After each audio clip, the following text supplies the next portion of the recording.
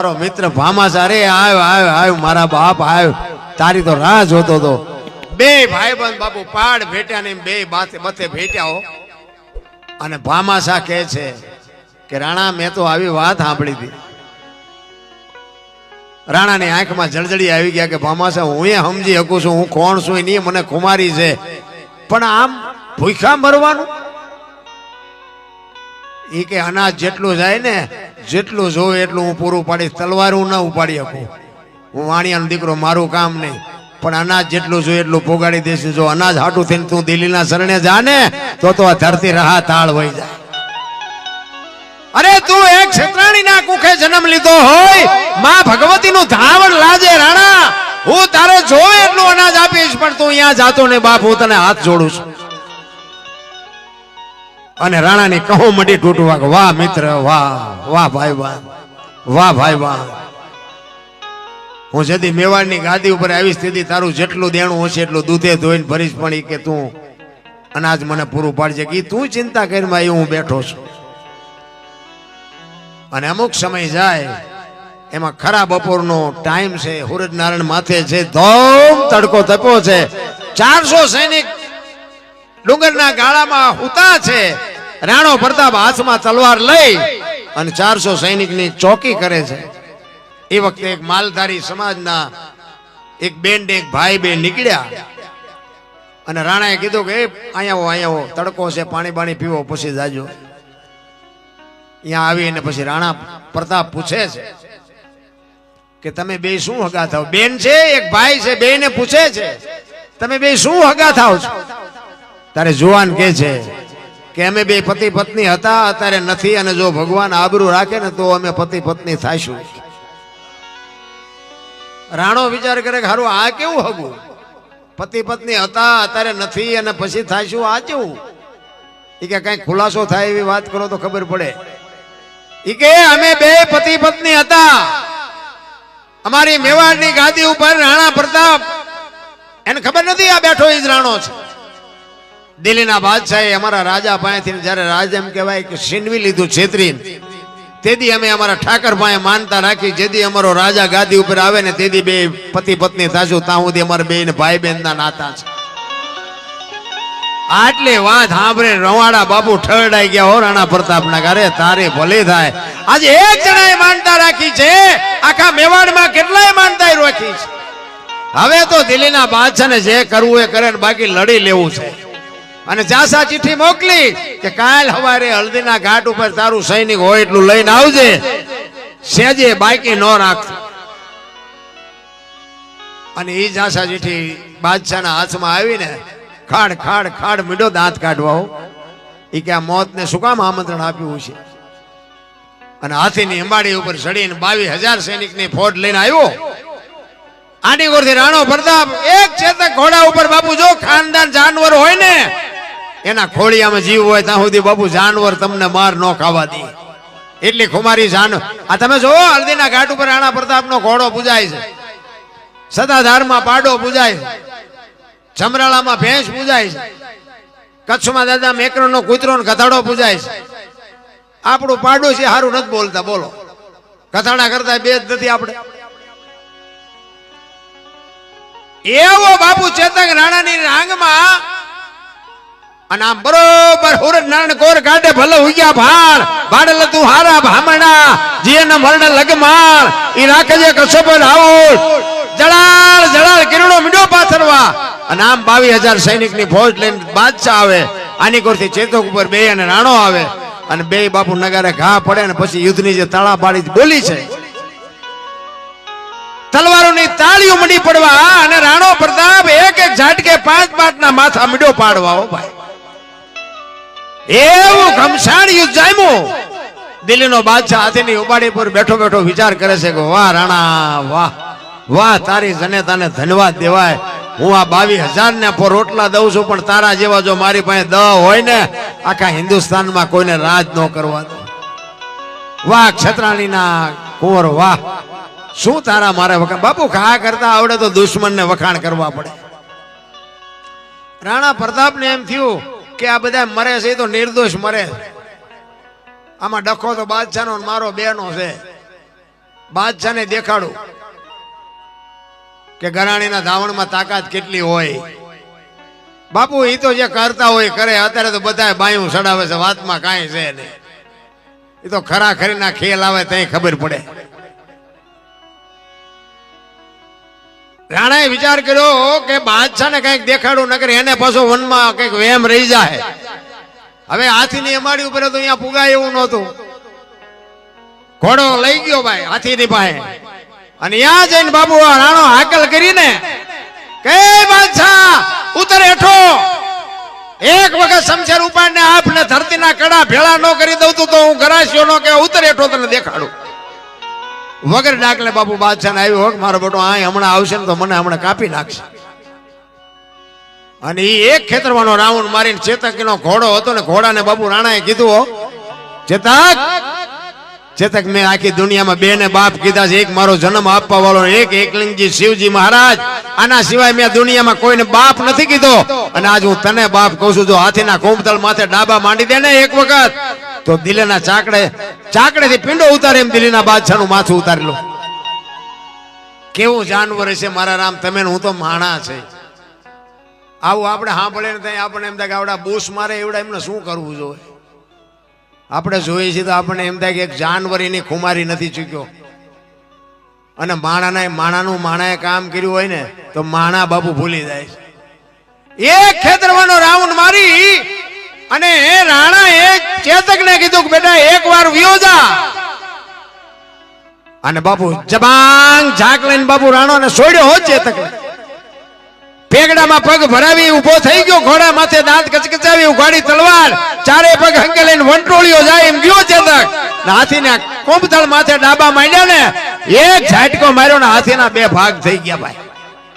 વિચાર કરજો, આ અમુક વાત છે ને આપણા મગજમાં બે આવવાની નથી, કારણ કે આપણે ઉંદરડા નથી મારી શકતા, હાથી છે ના કાપી એટલે આપણને વાત બે નહીં. પણ 100% સત્ય વાત છે કે એક જ ઝાટકાએ રાણા પ્રતાપે દિલના બાદશાહનો હાથીના બે ભાગ કરી નાખ્યા હતા. એ સત્ય છે. માને ને મુબારક, ન માને ને મુબારક, આપણે કોઈને મનાવવા નથી. કારણ કે અમુક હજી મેવાડમાં અમુક વસ્તુ બધી હાચવેલી પડી છે. તલવારું બલવારું બખ્તર ને ભાલા ને બધું તમે એકવાર જોવો તો આપણને અનુમાન થોડું ઘણું આવે કે હારું આપણે 8 જણા ભેગા થાય ત્યાં ઉપડે એવું છે. હવે આને એક વ્યક્તિ ઉપાડતો હોય એટલે થોડુંક માનવું તો પડે, પછી ન માને એને કઈ મનાવવાની જરૂર નથી. ઈ બે ભાગ કરી ગયા, હાથી પડ્યો રાણો ઘોડા ઉપરથી બાપુ ચેતક બાપુ આંખો નીકળી ગઈ અને દિલ્હીનો બાદશાહ બાપુ ભાગી નીકળ્યો. ચેતકના છેલ્લા શ્વાસ હાલતા હતા, આંખો નીકળી ગઈ અને રાણો બાપુ ચેતકની પાસે આવી અને ખોળામાં માછું લઈ અને ચેતકને રાણો કહે છે કે રાણા ચેતક તે આજ જે મારું કામ કર્યું ને બાપુ હગો ભાઈ ન કરે એવું તે કામ કર્યું છે. બાપા આજ તારા જીવને ગતિ આપી દે, કારણ કે તે આજ જે મારું કામ કર્યું એના ઋણમાંથી હું કોઈ દી જિંદગીમાં ન છૂટી શકું. પણ ચેતકનો જીવ નીકળતો નથી. રાણો કહે છે તારો શેમાં જીવ છે? તું કહેતો મંદિર બંધાવું, તું કહેતો હવેડા બાંધવું, તું કહેતો ચબૂતરા બાંધવું, પણ તારો જીવ કેમ નથી નીકળતો? તેથી ચેતક, જો બાબુ દ્રષ્ટાંત ખોટું હોય એનો હેતુ સાચો હોય. ચેતક રાણાને કહે છે કે મારે બંધાવવાની કાંઈ જરૂર નથી અને મારો જીવ નથી જતો એનું કારણ એક જ છે કે હું મરું છું એની વાત નથી, પણ મને દુઃખ એ વાતનું છે કે તને ઘરથી આ સુધી મેદાન સુધી લઈ આવ્યો અને મેદાનથી ઘર સુધી ન પુગાડી ગયો એનો મને અફસોસ છે. મર્યો એનો વાંધો નથી, પણ મને એટલી જો ભગવાને શક્તિ આપી હોત ને કે હું આને ઘર સુધી પુગાડી શકું, હું અધવચ્ચે તમને મૂકું છું ને એ વાતનું મને દુઃખ છે. તેથી રાણા પ્રતાપે ખોળામાં માછું લઈ ચેતકની સામે જે રાણો રોયો છે અને ચેતકને કીધું બાપ હવે તું કાંઈ બોલતો નહીં, નકર મારા ખોળિયામાંથી જીવ નીકળી જાય. અને હવે આપણી ઘોડાહારમાં 50 ઘોડા છે, પણ હવે હું તને વચન આપું છું હું જીવીશ ને ત્યાં સુધી કોઈ ઘોડા ઉપર સવારી નહીં કરું. રાણો બાપુ જીવા એટલો વરા બાપુ કોઈ દી કોઈ ઘોડા ઉપર બેઠો નથી. આવા તો દુનિયામાં જાનવર થઈ ગયા. આપણને માણાને બાપુ જો માણા થવાનું કહેવું પડે તો આપણે એમ થાય શું કરવાનું? છે તો માં છે, ભલા મોઢે બોલું માં હાથે નાનપણ સાંભળે ભલે કે બધાની મજા પછી કડવી લાગે કાગડા. હું તો એમ કહું કે આપણી ઘરની માને જો આપણે હાસવી લેશું ને તો આ માં અડધી રાતે આપણું કામ કરશે. ઈ માને પેલા આપણે જાળવવાની છે. આપણી માં છે ને એને જાળવું એટલે આ મા બાપુ તમને હાચવે હાચવે ને હાચવે, એમાં તમારે ખીલી ન વાગે. અને ઇતિહાસ તમારે ખોલવાની છૂટ. પણ જ્યાં ધર્મ ધ્રુજો ને પુરુષ નથી પૂગી ગયો ત્યાં દેશની આબરૂ બાપુ દીકરીઓએ રાખી છે. તમે કયો એટલા દાખલા આપો. એટલા જ માટે મહાપુરુષોએ બાપુ જનેતાને ઊંચામાં ઊંચું પદ આપ્યું છે. કહેવાનો મારો અર્થ ઈ છે,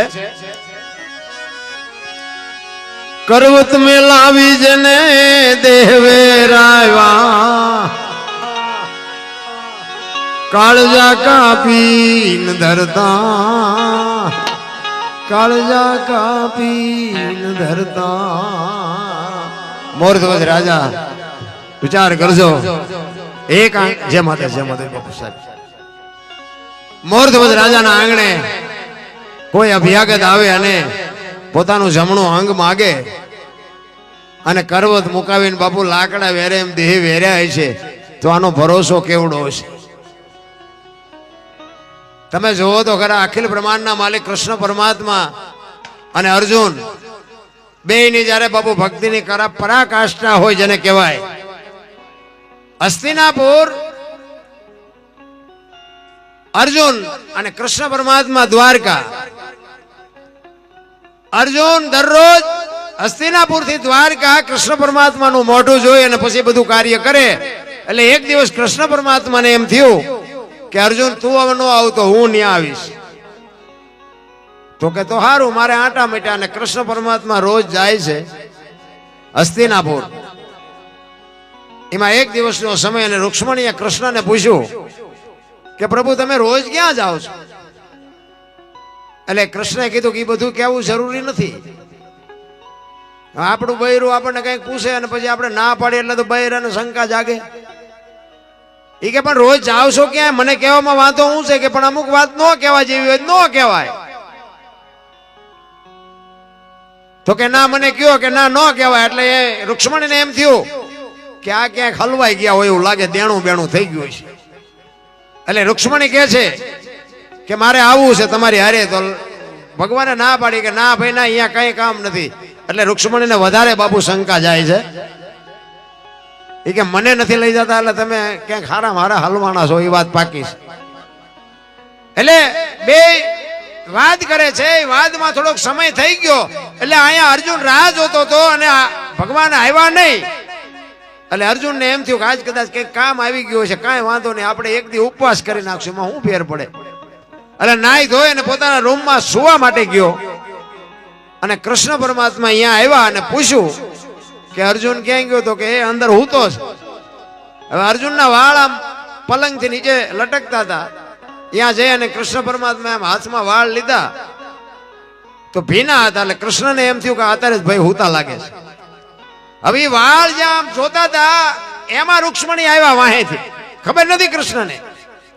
અને રૂક્ષ્મણી આમ જોયું ને, એ કે ઓલો માણા હુઈ ગયો છે, એના વાળ ને પંપાળે છે, આ કેટલું દેણું કર્યું છે એમ. અને કૃષ્ણ ભગવાને આમ નજર કરી તો એને એમ થયું કે આને શંકાનું સમાધાન નહીં થાય. એટલે આમ ઈશારો કરીને બોલાવી કે અહીંયા તો. એટલે રૂક્ષ્મણી અંદર આવ્યા. એ કે હું બહાર જઉં છું અને આ વાળ છે ને કોરા કરજો. અને કોળા થયા છે કે નથી થયા હાથે ન ખબર પડે, ત્યાં ગાલે અડાડજો એટલે ખબર પડે કે કોરા થયા છે કે લીલા છે. એમ કહીને કૃષ્ણ ભગવાન નીકળી ગયા. રૂક્ષ્મણી વાળને આમ કોરા કરતા હતા. એ કોરા કરતા કરતા પછી આમ ગાલે અડાડ્યા ને, અંદરથી અવાજ આવતો હતો, શ્રી કૃષ્ણ ગોવિંદ હરે મોરારી, હે નાથ નારાયણ, હે વાસુદેવા. અને બાપુ આ અવાજ સાંભળ્યો ને તો બાપુ રૂક્ષ્મણીનો ગર્વ ગળી ગયો કે ઓહો, એક માણસ હૂતો છે, એના રૂએ રૂએ મારા નાથનું નામ છે, તો એના હાટું તો આને ધક્કો કરવો પડે. 100%ની વાત છે. અને બહાર આવી અને કૃષ્ણ પરમાત્મા એક કપડું ઓઢી અને ખાટલામાં બેહી અને ધ્યાન ધરે. એટલે અર્જુન ત્યાં આવ્યો, માને જોયા કે માં તમે આવ્યા. અને કૃષ્ણ ભગવાન તો કે બહાર છે. એટલે બહાર આવ્યા અને આમ જોયું તો કે આ ભગવાન શું કરે છે? એટલે કોકે કીધું કે ધ્યાન કરે છે. પણ કે ભગવાન તો આ પોતે છે, તો વળી આનાથી ઉપર બીજું કોણ છે? કોનું ધ્યાન કરે છે? મને તો એમ કે ભગવાન આ એક જ છે. આમ જોયું ને એટલે માની આંખમાંથી આહુડા આવી ગયા.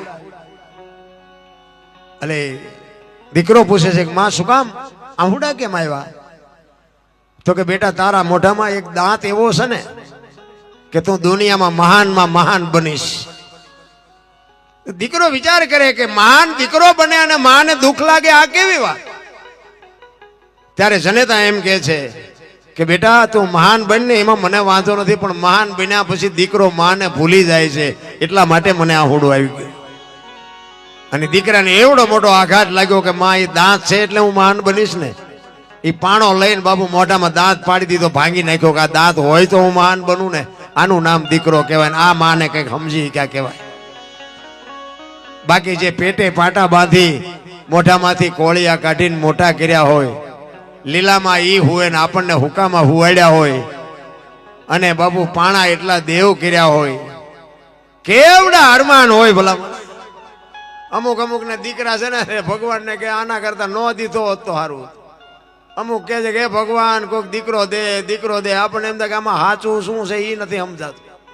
છે ઈવડાય કે નો હોત તો સારું, ઈમ રોવે છે. નથી ઈવડાય કે ભગવાન એકાદો આપે તો સારું. હારો નો આપે, કાઉ જાજા કાગોલિયા ને કાઉ જાજા કપૂત, હકડો છો મયત ભલી અને હકડો ભલો સમૂત. હારો એક ગોપીચંદ કે ભરતરી જેવો હોય ને હાથ પેઢીઓ ઉજળી કરી દે. એક બાપા બહાર કેમ ગયા, હાંજ પડી ગયા, ઘરે જ આવું છે. ઓલા ઘર ધણી કે પણ 4 દીકરા છે ને શું ઘર ઘર કરો છો? બાપા એક મનનો નિયાકો મૂક્યો, હારો જો કોક એક આપે ને તો 4 ને દેવા છે. હવે આ કેટલો ધરાવ કેટલો હોય છે બા બાપ ને દીકરાનો. કહેવાનું તે ને મારે 4 છે, કોઈ ફાયદો નથી ભલામણા. એક દીકરો એવો હોય આપને ટેકો દે એવો કે ના ના આ તમે જો આવડું મોટું આયોજન કર્યું છે, એમાં બાપુ કોઈ ભગવાને આપ્યું અને કદાચ 2 લાખ 5 લાખ 25,000 50,000 રૂપિયા આપે તો એ બાપુ એના મા બાપને આપણે વખાણ કરવા પડે ને કે બાપુ જનેતાએ કંઈક સંસ્કાર આપ્યા છે, તઈ આવા કાર્ય થતા હોય છે ને આમાં કંઈક સહભાગી બનતા હોય છે. બાકી કોઈને બાપુ પૈસા એમનામ નથી આવતા.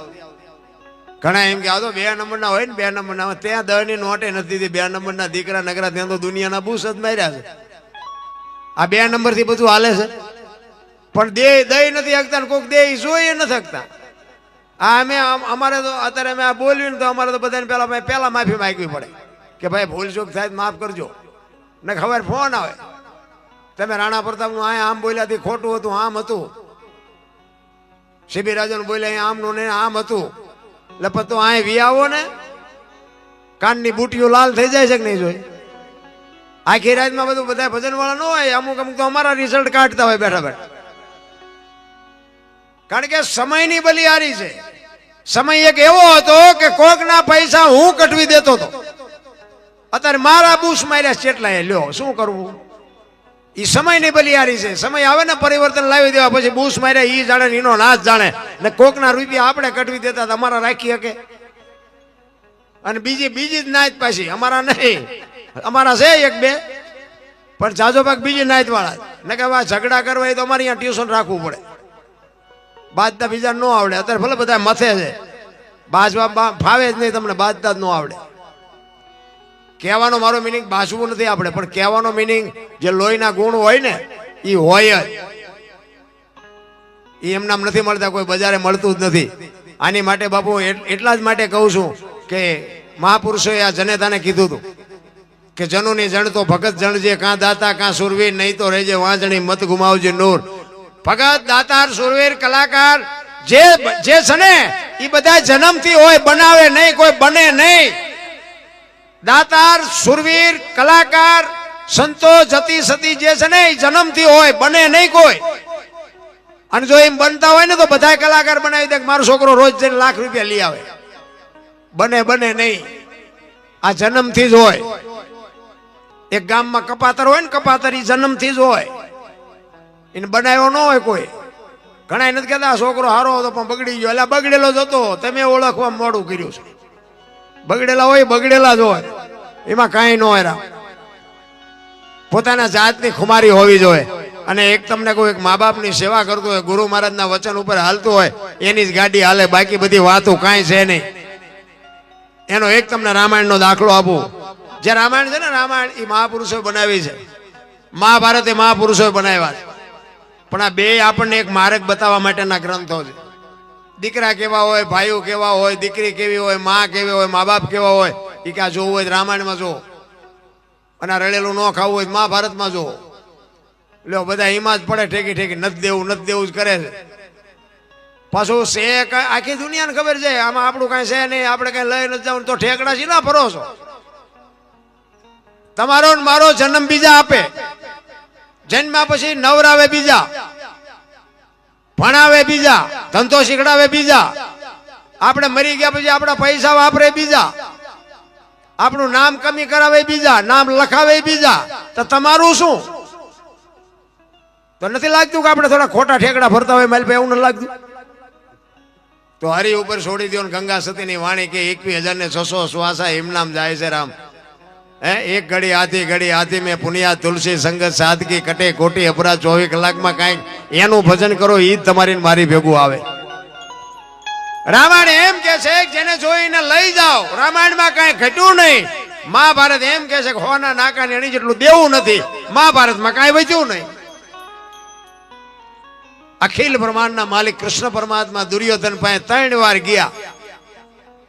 ઈ કે રહેવા દે, આ નો કરાય. પણ 1 નો 2 નો થયો. ભગવાનનું જો ઈ નો માન્યા હોય, આપણે માનીએ તો આપણે દુર્યોધનમાં કાંઈ ઘટે છે? આપણામાં દુર્યોધનમાં આપણે મા બાપનું નથી માનતા, એમાં ભગવાનનું શું માનવાના હતા? એટલા જ માટે સબરીનો એક પ્રસંગ, એના ગુરુ મહારાજ 7-8 વર્ષની એક દીકરી અને બાબુ ગુરુ મહારાજ માતંગ ઋષિ એને એમ કે બેટા અહીં બેહી જા, વહેલો મોડો રામ આવશે. એક જ શબ્દ ઉપર બેહી જાય. તમે વિચાર કરજો કે રામને અહીંયા સુધી ધક્કો થાય તો આનું ભજન કયું છે? કોઈ ભરોસો હોય ને બાપુ, ભરોસો હોય તો ઉગે ઉગે ને ઉગે. આપણે ખેતી કરતા હોય, કૃષ્ણ પરમાત્મા જાગ્યા ને પછી અર્જુને કીધું, એ કે પ્રભુ તમે હમણાં શું કરતા હતા? એ કે હું ભજન કરતો હતો. એ કે તમારે કોનું ભજન કરવાનું? તમારાથી ઉપર કોણ છે બીજું? એ કે મારેથી ઉપર તો હોય તો ખરા જ ને. તો કે પણ કોણ છે? મને તો, હું તો તમને જ કહું છું ભગવાન તમે જ છો, તમારાથી વળી ઉપર કોણ? તો કે મારો ભગત છે ને, એ મારા કરતા મોટો છે, મારા ભગત માટે ભજન કરવું પડે. એ ભજન કરવું પડે એમ કીધું. અને અર્જુન ને મલપા શંકા જાગી કે હું આનો ભગત છું, આ મારું ભજન કરે છે. એ શંકા જાગી ને તો કૃષ્ણ પરમાત્માએ તરત કીધું, અર્જુન તને જે માલપા ઉગ્યું ને એ ખોટી વાત છે. તારું કાંઈ ન આવે એવા મારા ભગત દુનિયામાં પડ્યા છે. કે તારું કાંઈ ન આવે અને તારે એવા ભગત જોતા હોય ને તો હાલ મારી ભેગો. એ કે તારે મારો છોકરો બનવું પડે. કૃષ્ણ પરમાત્મા અર્જુન ને કહે છે, એ બાપ દીકરો બે બન્યા, ગરજવાન ના અકલ ન હોય. એ કે છોકરો બનવું છે પણ જોવું છે તમારા ભગત કેવા છે. એ 2 જણા બાપુ મોરધ્વજ રાજાના દરબારમાં આવ્યા. કૃષ્ણ ભગવાન બાપ બન્યા છે, અર્જુન ને છોકરો બનાવ્યો છે. ગરજવાન ને અકલ હોય નહીં, જે કે એ બને. પછી એમ કે આવું નહોતું કરવાનું, કરી નાખે. પછી બધા હલવાય છે. અહીંયા આવી અને મોરધ્વજ રાજાને કહે છે કે તમારું જમણું અંગ મેં સાંભળ્યું છે કે તમે 32 લક્ષણા છો. હું જંગલમાંથી આવતો તો ને આ રહ્યો ને મારો છોકરો છે. અર્જુન કોર ઘડીએ હાથ કરે, આ મારો છોકરો છે, એકનો એક છોકરો છે. અને સિંહ મળ્યો મને જંગલમાં. સિંહે એમ કીધું કે હું તારા છોકરાને ખાઈ જાઉં. આ રહ્યો એક જ છે મારે. ઈ કે છોકરાને ખાઈ જવાની વાત કરતો હતો. એટલે મેં વનરાજને કીધું કે ભાઈ મને ખાવું હોય તો ખાઈ જા, મારે આંધળાની આ એક લાકડી છે, મારો આ એક જ છોકરો છે, તું એને ન ખાઈશ. તો કે કાંઈ કરતા, તો કે તને છોડું ખરો, તારા છોકરાને છોડું, પણ 32 લક્ષણા પુરુષનું જમણું અંગ જો તું મને લાવીને આપ તો તને છોડું. અને મેં એવું સાંભળ્યું હતું કે તમારું છે ને, તમે 32 લક્ષણા પુરુષ છો અને તમારું જમણું અંગ લેવા માટે હું આવ્યો છું. જો દઈ શકો તો આપો, ન દઈ શકો તો ના પાડો તો બીજે જવું. કારણ કે દી હાથમાં પહેલા મારે સિંહને કાં જમણું અંગ દેવું પડે ને કાં મારો દીકરો દેવો પડે. મોરધ્વજ રાજા કે કાંઈ વાંધો નહીં, બેહો. દીકરો આવ્યો, મોરધ્વજ રાજાનો દીકરો આવ્યો. ઈ કહે છે કૃષ્ણને કે બાપુ હું એનો દીકરો છું, એનું અંગ નો કહેવાય કે તું એનું અંગ કહેવાય, પણ તું હજી લગ્ન નથી થયા, તું કુંવારું, તું નો હાલ. મોરધ્વજ રાજાના પત્ની આવ્યા. એ કે હું એનું અડધું અંગ છું, નો હાલું. તો કે તમે એનું અંગ છો પણ ડાબુ, મારે જમણું જોવે. પછી કૃષ્ણ પરમાત્મા સાધુના વેશમાં ખારા થયા. એ કે ઘડીક છોકરાને બોલાવે, ઘડીક બાયડીને બોલાવે, દેવું હોય ત્યાં ને હમણાં હાંજ પડશે, મારા છોકરાને ખાઈ જાય છે, આ મારો એકનો એક જ છે. એ કે કાંઈ વાંધો નહીં, તમને જમણું અંગ મળી જશે. પછી કહે છે કે તમારો દીકરો ને તમારી વહુ બે કરવત ખેંચે, બાજુ ઉપર બે આંખમાંથી આવડું ન આવવું જોઈએ તો લઈ જઈશ. એ કરવત મગાવે, બાજુ ઉપર રાણા એને બેહાડે, બા અને દીકરો બે કરવત ને ખેંચે અને ઘરાડ ઘરાડ ઘરાડ મીંડો હાલવા, લોહીની શેડું મંડી ઉડવા. પણ બાપુ અર્જુનના રૂવાડા મીડા ધ્રુજવા, હો કરે તારી ભલી થાય તારી. અને આ કઈ નાની વાત છે? કરવત મુકાવવાનું શરીર વેરવા એટલે વાતું કેવડી જાતો આપણે આપણે થાકી રહ્યા ને એટલે આપણને ઉતરતું નથી. આપણે કોકના લઈને નથી પાછા દેતા કરવત, આપણે શું મુકાવી? આપણે અહીંયા કોઈક માંગણ આવે ને બટકું રોટલો ન દે તો આપણે કરવત શું મુકાવી? અને આ નાક સુધી કરવત આવ્યો ને, ડાબી આંખમાંથી મોરધ્વજ રાજાને આવડું આવ્યું ને, કૃષ્ણ કહે છે કે ઉભા રહ્યો, આ એક અંગ રોવે છે, આને દેવામાં તકલીફ છે, મારે આવું નથી જોતું. તેથી મોરધ્વજ રાજા કહે છે કે બાપુ તમે સમજો છો ને એ વસ્તુ નથી, તમારી વાત જ આખી ગલત છે. એને ખબર નથી અખિલ બ્રહ્માંડનો માલિક છે. એ તો સાધુ સમજીને કહે છે કે બાપુ તમે જે વિચારો છો એ વાત નથી, પણ ડાબુ અંગ એટલા માટે રોવે છે કે મારી માના ઉદરમાં અમે ભેગા હતા, દુનિયામાં આવ્યા અમે ભેગા, આટલા વર્ષ સુધી અમે ભેગા રહ્યા, અને જમણા અંગનો ગરાગ આવ્યો ને મેં એવા હું પાપ કર્યા છે કે મારો કોઈ ગરાગ નથી, આવડું એટલે આવ્યું છે મને. ત્યારે કૃષ્ણ પરમાત્મા ને ઓલો અર્જુન ઢોળા મારવા માંડ્યો. એ કે બસ કરાવો ને, હવે રવા દો, હું જોઈ નથી શકતો. અર્જુન ને કે બેટા તું કહેતો હતો ને મારા જેવા કોઈ ભગત નથી, હજી બીજા જોવા છે. એ કે હવે નથી જોવા. આપણે ત્યાં થોડીક ભક્તિ કરી તો નથી, આપણે જે ઠેકડા મારવા માંડી જતા. અમારા કલાકારોમાં એવું હોય છે, સારું જરાક ગાતા હોય તો આમ આપણે એમ કે સીતારામ, તો આમ માથું કરે. સીતારામ તો બોલ, મરી તો તું જવાનો છે, પણ નથી બોલાતું. આ જીરવાતું જ નથી રામ.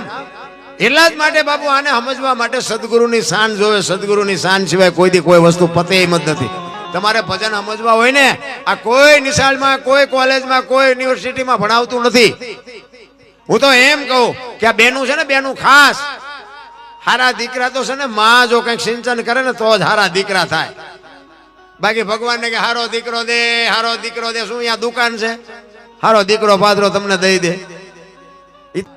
અને બાપુ માં છે ને, હું તો એમ કહું કે માં ને બાપ ને તમે સવારે પગે લાગીને જાઓ ને, જિંદગીમાં બાપુ ક્યાંય કોઈ દી જો કામ અટકે ને તમારું, તેથી મારું નામ માથે જોડાનો ઘા કરજો.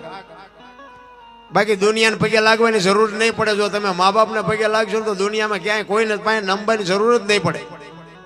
મા બાપનો પ્રતાપ શું હોય તમે, મને તો એમ થાય કે આપણા ગરડા પાસે ખાવા અનાજ નહોતું, રહેવા સારું ઘર નહોતું, આટલું ભણ્યા નહોતા, તોય કોઈએ ન કીધું કે મારા મા બાપને આશ્રમમાં મૂકવા જવું. અને અત્યારે ભણતર ને રૂપિયા ને વાહન ને મકાન ને આટલું બધું વધ્યા પછી મા બાપ કોઈને પોહાતા નથી. અમે એક જગ્યાએ હમણાં વિરમગામ પાસે પ્રોગ્રામ હતો ને, બધા સાધુ સંતોનો મેળાવડો હતો, અહીંયા મને બોલાવ્યો હતો. એટલે અહીંયા આ વાતની ચર્ચા થઈ. એટલે એ બાપુ એક હતા ને, એ કે દરબાર મને કે આ બધા તમે બધા કયો છો, અમે કહીએ છીએ, પણ આ માણસને મગજમાં બેહતું નથી, એનું કારણ શું? મેં કહ્યું બાપુ મને બેસે પણ મારું કીધું કોઈ માને નહીં. મને તો મેં કીધું આનો આઈડિયા આવડે, કોઈ મેં કીધું મા બાપ દુઃખી જ ન થાય જો મેં હું કહું એમ કરે. મારા હામું થાય કર્યા. મને કે એવી તમારી પાસે શું વાત છે? મેં કીધું બાપુ પણ તમે હું કહું તમારે કાન પકડવો પડે, બોલો. મને કે એવી વાત શું? મેં કીધું બેનું ને છે ને, બેનું ને મેં કીધું મમ્મી પપ્પા ગમે છે ને હાઉ હારા નથી ગમતા, અને ભાઈઓને મેં કીધું હાઉ હારા ગમે છે ને મમ્મી પપ્પા નથી ગમતા. આ બેનું મેં કીધું હારે જાય છે, એના બદલે જો ભાઈઓ હારે જાય તો સમાધાન થઈ જાય કે ન થઈ જાય? બાપુ એ કાન પકડી ગયા. મને કે તમારી વાત સાચી છે, પણ મેં કીધું આ કરે નહીં ને કોઈ.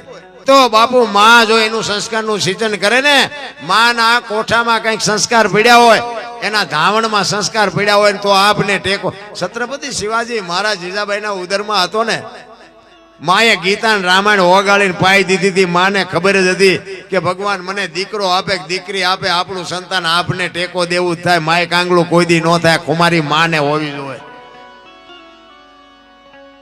વહુ હારો ભેગા પાણી પૂરીયું ખાતા હોય ત્યાં પરજા જેવી થાય. કોઈ હારા પરજાની વાત નથી બાપુ. હું તો એમ કહું કે રાણા પ્રતાપ અને શિવાજી જેવા દીકરા આજે થાય, ગંગા સતી પાનબાઈ જેવી દીકરીઓ આજે થાય. કેમ ન થાય? કોઈ સમય બમય ફર્યો નથી. ઘણા બધા એમ કે હારો સમય બગડી ગયો, સમય બગડી ગયો. માણા કાંઈ બગડ્યું જ નથી. આપણે બગડી ગયા છે, સમય બધો બરોબર જ છે. અત્યારે તમે જોવો તો 20 જોડી કપડા હોય છે, 10 જોડી જોડા હોય છે. શું બગડ્યું? એક જોડીમાં 3 જણા હલવતા, એટલે બગડ્યું કઈ નથી, સુધર્યું છે. મને તો એમ લાગે. પછી તમારા વિચારો બગડી ગયા હોય, કોકને તમે દુખી કરો તો તમે બગડ્યા છો. એમાં જગત કઈ બગડી નથી. સમય તો મને એમ થાય જીવવા જેવો આવ્યો ભલામણા. કોઈ મને ભાગ ની કરમ બરમ ની મને કઈ ખબર જ નથી પડતી. બધા ભાવ ની માંડે. મને એમ થાય કે મળ્યો સુતાઈ લો, કાલ ની ખબર નથી, ભાવ ની શું ખોડો હરિયારિયા છે. કોઈને કાલ ની ખબર. વર્તમાનમાં જીવો. ભૂતકાળ ને ભવિષ્યકાળ ને યાદ કરવાની જરૂર જ નથી. માણસ જન્મે ને 2-2.5 કિલો નો હોય, 60-80 100 વર્ષ જીવે અને મળી જાય ને શમશાનમાં લઈને હળગાવી નાખો અને રેખ્યા ભેળે કરીને જોખો એટલે 2-2.5 કિલો થાય. વાતમાં કાંઈ છે નહીં. મેં ઠેકડા ભરી લીધા, મારા રામ કાંઈ છે નહીં. વાતમાં મોજ કરી લ્યો, કાંઈ કરવાનું. અમે તો આખી દુનિયા, અમે ગોકુળમાં ગયા ને, ગોકુળમાં 4-5 ભાઈબંધ ફરવા ગયા. એક બાપુ બેઠા હતા, કૃષ્ણ ભગવાનનો એક નાનો મૂર્તિ ને ઈંડોળો ને. તમે અંદર ગયા ને તો કે બેહી જાઓ. અમે બધા બેહી ગયા. એ કે 100 રૂપિયા લાવો. મેં શાના? એ કે કાનુડા ને હિસકો નાખવાના.